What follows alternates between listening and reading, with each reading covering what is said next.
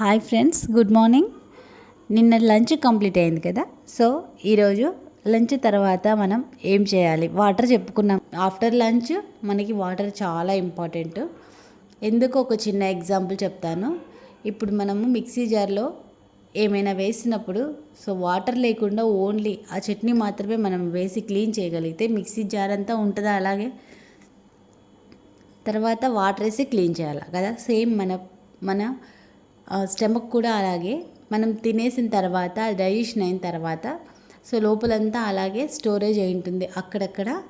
దాన్ని క్లీన్ చేయాలంటే ఒక 1 అవర్ గ్యాప్ ఇచ్చి లంచ్ అయిన తర్వాత వాటర్ కనుక మనము 6 వరకు సఫిషియెంట్గా తీసుకోగలిగితే సో ఎవరి వేటికి వాళ్ళ వాటర్ ఫ్రెండ్స్. ఆల్రెడీ ఇంతకుముందు వీడియోలో చెప్పాను నేను ఎంత వాటర్ అని.